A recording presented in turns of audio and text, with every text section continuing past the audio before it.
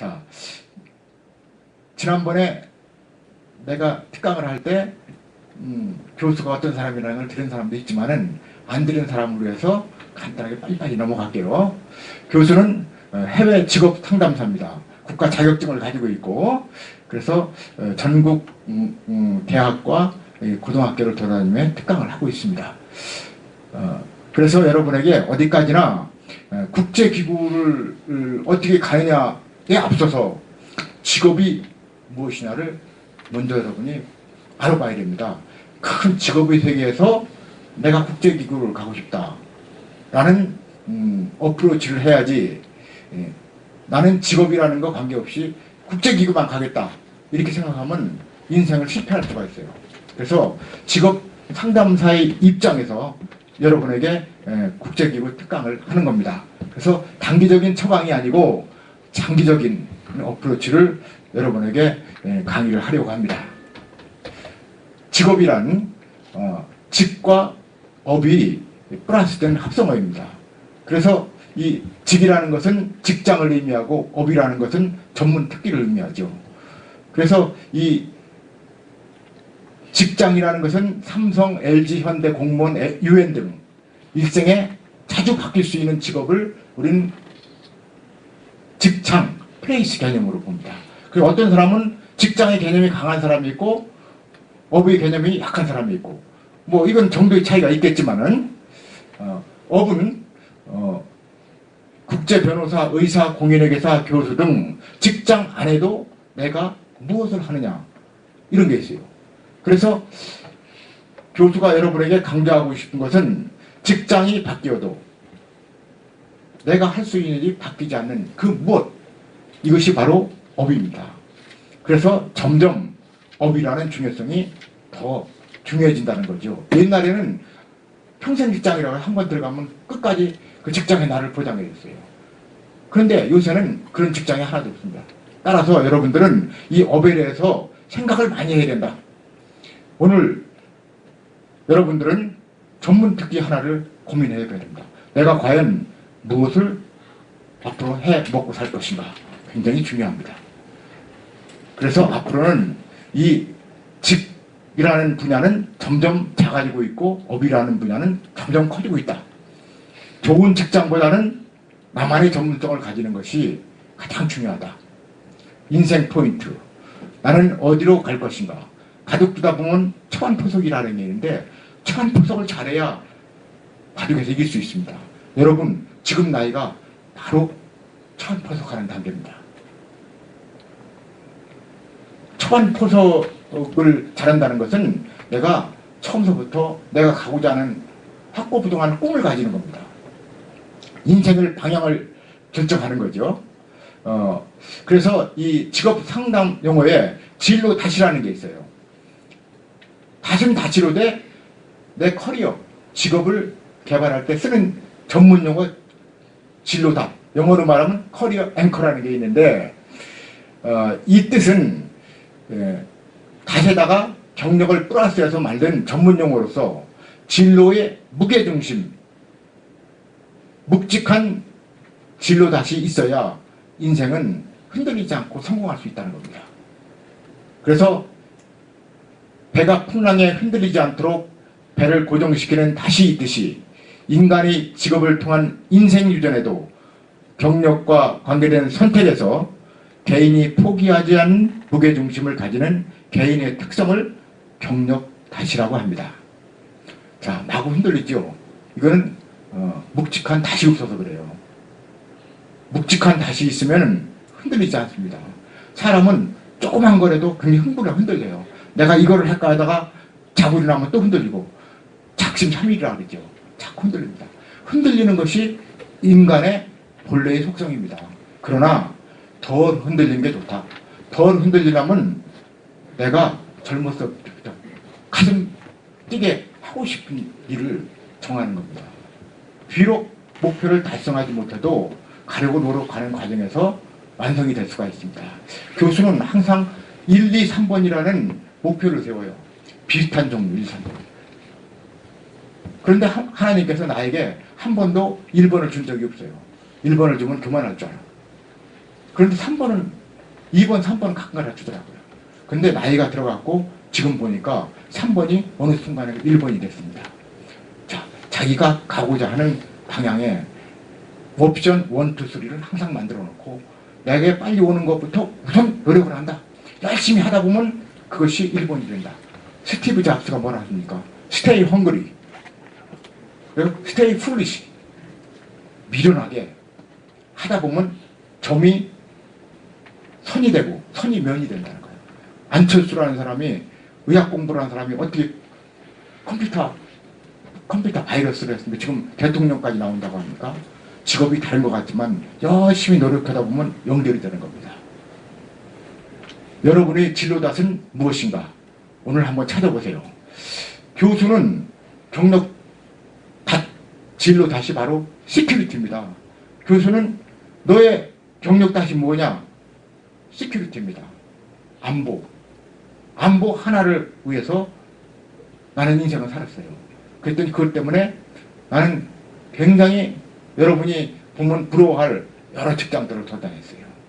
이 안보 하나를 위해서 6개 대학을 다녔어요. 제가 공을 들였죠. 자, 이 교수는 국방부에서 군인으로서 25년 동안 근무를 했고 외교관으로서 5년 동안 유엔 사무국에서 5년 동안 근무를 했습니다. 진로 다 시큐리티 하나 가지고 학문을 깊이 봤죠. 그래서 평화유지군 부단장을 했고 유엔 본부 안에 있는 사무국에서 전문직 안보국 안보협력관을 했고 이 협력관을 당시 사무실에 있는 직원들과 함께 찍은 사진, 그 다음에 필리핀과 네팔 유엔 지부에 나가서 근무를 했습니다. 그래서 지난번에도 언뜻 여러분에게 소개를 했지만 교수는 이렇게 프로필을 한 장으로 요약할 수 있는데 인생 4막을 살았습니다. 보통 사람은 인생 2막으로 끝나는데 교수는 한옥물을 깊이 봤더니 플러스에서 빨간 글씨로 된 3막, 4막까지도 보너스로 받았다. 보통 사람은 1막에 공부를 하고 2막에 자기 직장을 하다가 3막에 은퇴를 해서 죽습니다. 그런데 3막, 4막은 얘기를 하지 않아요. 그런데 교수같이 1막, 2막을 정성을 들이는 사람은 3막, 4막이라는 더 원기왕성한 새로운 삶을 살 수 있는 그 기회가 온다. 바로 그 원인이 어디에 있느냐? 한마디로 얘기해서 1막을 잘 관리하는 겁니다. 여러분 10대에서 20대 건너가는 길목이 바로 1막의 방향을 정하는 가장 중요한 시기다. 교수는 전문 특기가 바로 시큐리티 하나인데 이 시큐리티 하나를 위해서 6개에서 공부를 했고 그 다음에 시큐리티 하나 때문에 6개의 굵직굵직한 곳에서 근무를 했습니다. 전문 특기로 한 의무를 깊이 파면 어느 직장도 갈 수 있다. 유엔보다 도전직하고 갈 수가 있어요. 내가 과연 어떤 의무를 팔 것인가 한번 지금부터 생각해 보세요. 사람들은 자기에 대해서 쿨하게 생각하지 않아요. 그냥 공부만 하느라고 잠시도 나를 깊이 볼 수 있는 시간을 갖지 않아요. 집에서 하루에도 조용히 기도를 하면서 나는 무엇인가? 내가 다른 사람보다 정말로 잘하는 게 무엇인가? 다른 사람 잘하는 걸 보지 말고 나의 잘하는 게 무엇인가? 여러분 유명한 해밍웨이 작가 이 사람은 가장 못하는 것이 맞춤법 형편없이 못한답니다. 그런데 맞춤법은 없지만 작가로서 이 창의력을 굉장히 뚫어냈어요. 만약 해밍웨이가 맞춤법 그걸 고치기 위해서 맞춤법 공부를 열심히 했다면 그렇게 훌륭한 세계적인 작가가 되었을까요? 맞춤법 다른 사람이 맡겼어요. 자기는 창의력이 글을 썼어요. 자기의 잘하는 분야를 갈고 닦아야 됩니다. 나는 시장에 가면 우리 마누라는 요게 얼마 요게 얼마 요게 얼마 그래서 여기 사야 된다 다시 가자 그쪽 하면 나는 전혀 몰라요. 수치 개념이 약해. 그런데 그거 아니고 깊은 분야 연구하는 거는 우리 마누라가 따라올 수 없어. 나는 과연 어느 속성의 사람인가를 확인한 다음에 그 길로 질주를 해야 됩니다. 전문성, 전문 직업은 주 도로에 해당하고 나머지 직장은 새길이다. 여러분들 국제기구 가고 싶어서 왔지만 국제기구 유엔조차도 고속도로가 아니고 주의 새길이다. 전문성을 먼저 만들어야 된다. 영원한 것이다. 유엔도 여러 직장 중에 하나. 평생 직장 아님. 여기에만 목을 매면 안 됨. 유엔 직업 전문 특기 하나를 갖고 깊게 닦다 보면은 야 유엔 한번 가고 싶다? 그러면 날개 하나 두 개를 더 다르면은 언제든지 갈 수 있어요. 그 날개가 뭐냐? 영어 말고 제2외국어 하나 좀 더 하고 대학원과 석사를 하고 조금 근무 경력 가지면 날개 다는 거예요. 한 우물을 아주 깊이 파야 생수를 마실 수 있다. 여러분 어떤 우물을 파려고 하십니까? 여러분이 좋아하는 국제기구에 가려면 바로 정확한 방향 설정하는 것이 제일 중요하고 다음에 어떤 대학원에 들어가야 하나 무슨 전공을 해야 하는가 지금부터 준비할 것이 무엇인가 요걸 가지고 여러분 4시간 동안 여러분의 강의를 하는 겁니다. 마지막에 이 답을 여러분을 다 해주겠습니다. 자, 교수가 유엔 근무하면서 느낀 소감. 유엔은 사람을 뽑을 때 이 3가지 조건에 의해서 뽑는다. 그 나라가 돈을 얼마큼 많이 내냐. 국가별로 안배 또는 대륙별로 안배. 마지막에는 남녀 동등 비율로 뽑으라는 성균형. 이 3가지 원칙이 있어요. 여자가 적기 때문에 남자가 굉장히 조금 불리하다. 여자가 조금 유리하다. 왜 그러냐면 남자가 지금 많이 갔기 때문에. 그럼 남자가 기회가 없느냐? 그렇지 않습니다. 자, 그런데 그 중에도 가장 중요한 것이 그 나라가 얼만큼 유엔에 분담금을 많이 내느냐에 따라서 인원을 많이 배정해 줍니다. 국제기구를 움직이는 것 바로 반짝반짝거리네요. 이 Money, Power, Respect입니다. 돈을 많이 내면은 사람을 많이 주게 돼 있어요. 여러분들 식당에 가서도 이 친구들과 밥을 먹을 때도 밥 먹고 나서 내가 딱 회의를 하면은 다른 사람이 우러러보고 그렇잖아요? 국제기도 마찬가지다. 돈을 많이 내면은 뭔가 베네피트가 많이 있다. ODA라는 게 있습니다. Official Development Assistant라고 해서 후진국을 지원해주는 자금을 ODA라고 그래. 우리나라가 ODA 자금이 기하급수 조금 늘어나고 있습니다. 국가 위상이 늘어나는 거죠. 그 다음에 다른 나라는 경제 위기 속에서 이렇게 마이너스, 그러니까 국제기구에 돈을 덜 내고 있지만 우리나라는 아직까지 이런 어려운 시기에도 5.8%를 유지하고 있어요. 우리나라가 국민 총 소득의 0.9%를 내고 있는데 이것이 DAC 선진국 기준으로 하면 0.31을 내야 돼요. 우리는 아직까지 굉장히 짭니다. 더 내야 돼요. 그런데 UN 목표는 0.7이요. 그렇기 때문에 한국은 지금도 많이 내고 있지만 앞으로 더 내야 된다. 이 뜻이 뭐야? 한국 직원을 더 많이 뽑아야 된다는 겁니다. 지금과 비교할 수 없는 많은 인원이 유엔에 가야 된다는 겁니다.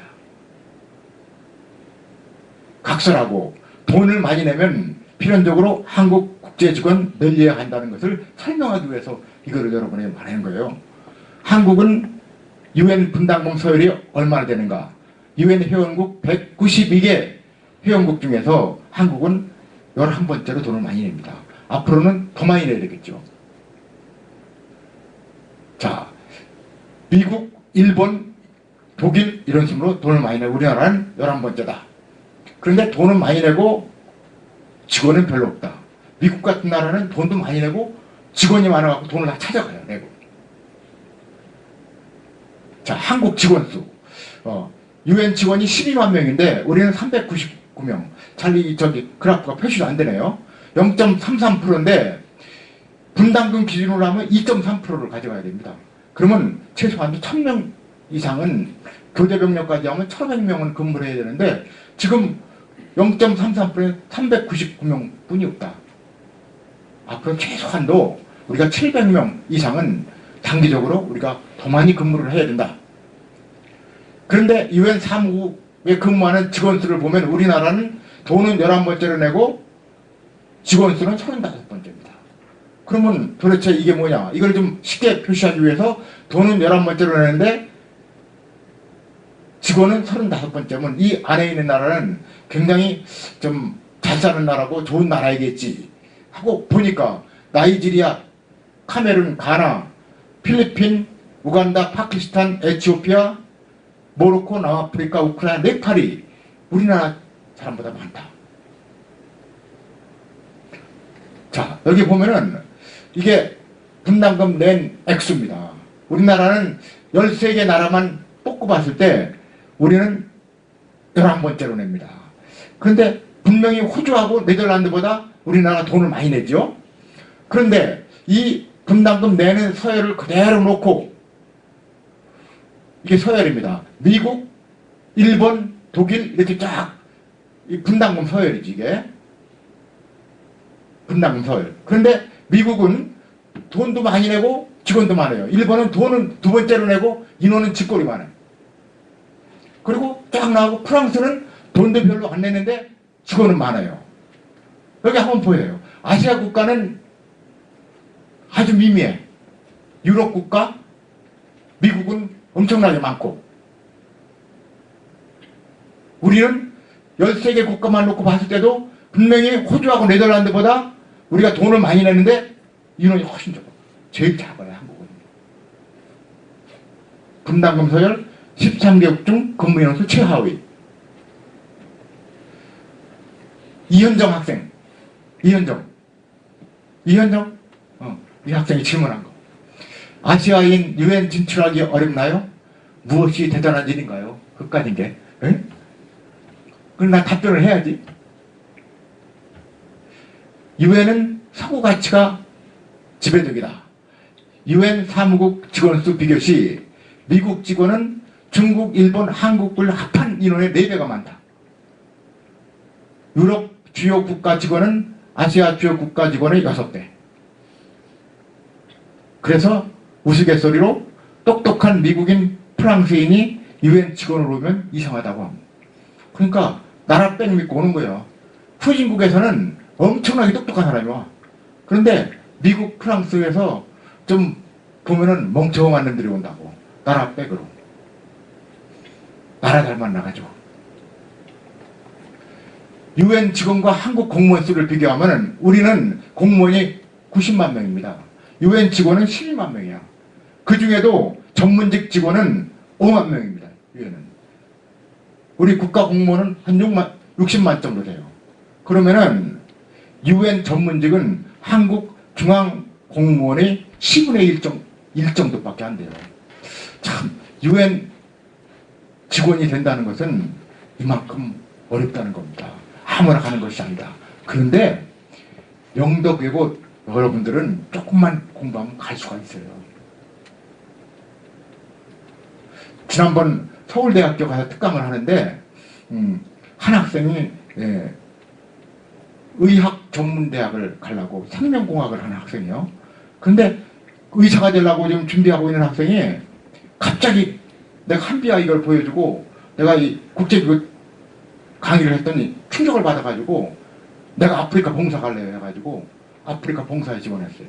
걔는 아프리카 봉사 지원하면 의학 전문대학을 갈 수가 없대. 마지막 기회라.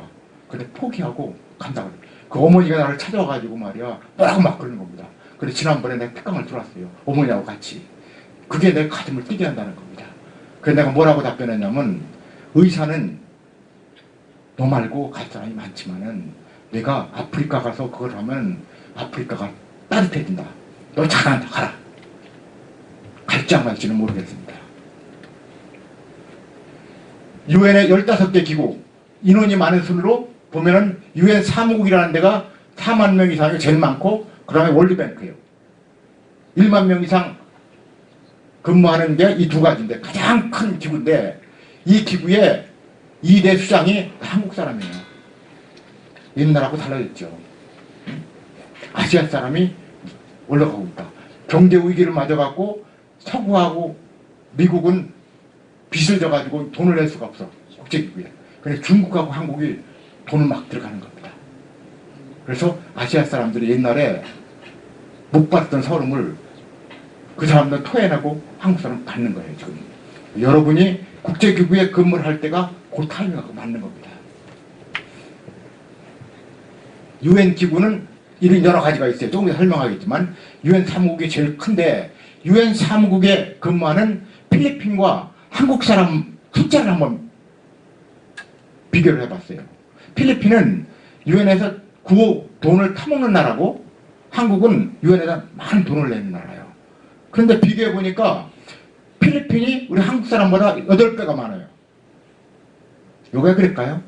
한국을 인원을 많이 주고 싶어도 자격을 갖고 오지 않아. 자격. 국제기구 가는 세 박자. 뭡니까? 외국어.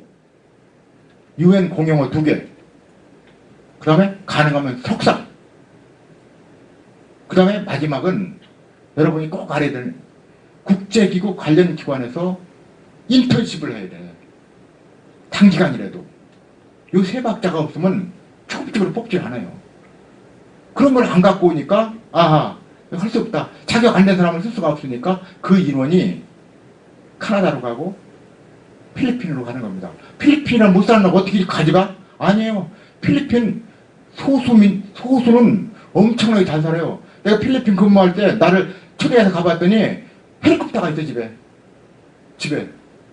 잘 사는 사람은 잘 살고 못 사는 사람은 못 살지. 이런 사람은 외국에 가서 공부도 많이 했어. 이런 사람이 가는 겁니다. 왜 그럴까요? 유엔이 억지로 한국 사람 안 뽑으려 하는가? 아니면 자격 요건이 부족인가? 교수가 보기에는 억지로 한국 사람 안 뽑으려고 그러지 않아요. 물론 영어 이외에 이런 외국어를 요구하죠. 영어 플러스 하나 더. 그런데 국제기구 가려고 하는 사람이 영어만 달랑하고 제2외국 하나도 안 한다? 그럼 경쟁력이 떨어지죠. 물론 영어만 잘도 갈 수 있지. 그러나 국제기구를 가고자 하는 사람은 영어 말고 다른 말을 하나 이겁니다. 잘은 못하더라도 하나. 그래야 하는 거하고 안 하는 거는 하늘과 천당 차이다. 잘하고 못하고는 떠나서. 그 다음에 가능하면은 해외 가서 공부를 하는 거. 대학원이 됐든 아니면은 대학이 됐든 아니면은 교환학생으로 가든. 왜 그러냐? 국제기구이기 때문에. 유엔이 요구하는 자격 요건 부족이 더 많습니다. 특수 전문가를 요구한다. 한국에 공부 못하고 아무것도 직업이 없는 사람 데려다 쓰는 직업 구호소가 아닙니다. 유엔과 국제기구는 석사 이상을 요구하고 유엔 공용어 2가지 이상을 하는 사람을 뽑는다. 그 다음에 반드시 색깔이 이 사람이 국가에 공헌하는 사람, 세계에 공헌하는 사람, 봉사정신이 있는 사람인가? 이런 것을 단기 국제기구 자원봉사 인턴십 이런 거 갖고 봅니다. 아무리 공부를 잘하고 똑똑해도 이런 키워드가 발런티어 인터내셔널 이런 기관에서 잠시라도 가서 무슨 일을 한 경력이 없으면 절대로 뽑지 않는다. 이거를 잘 몰라요. 이 마지막 부분을 굉장히 미스를 해. 우리 한국 사람들은 공부만 많이 해가지고 과외 활동란에 쓴 게 없어. 서양 사람들은 빡빡하게 써. 여기에 차이가 많이 난다. 유엔 공채에서 한국인에게 편협적이 아닌 이유. 반기문 사무총장도 연임까지 하고 유엔 내 2번째 기구인 월드뱅크 총재도 한국 사람. 처음에는 139명이 들어갔지만 323명, 400명 점점 늘어나고 있다. 역설적으로 한국인이 국제기구 갈 수 있는 좋은 기회가 여러분 시기에 맞춰서 오고 있다는 겁니다. 부족하다는 게 아니고 여러분 항상 어떤 물건은 양면을 가지고 있어요. 컵에 물이 반이 있으면 비관적인 사람은 물을 다 먹어갖고 반뿐이 없네. 근데 긍정적인 사람 반이나 있네. 이게 다른 겁니다. 이거는 우리 국제기구의 인원이 지금 굉장히 우리가 손해를 봤지만은 앞으로는 그거를 바꿔가지고 우리에게 많은 국제 기구에 갈 수 있는 사람이 올 수 있도록 정부도 노력하고 있고 많이 노력하고 있어요. 그 노력을 여러분에게 조금 이따 설명해 줄게요.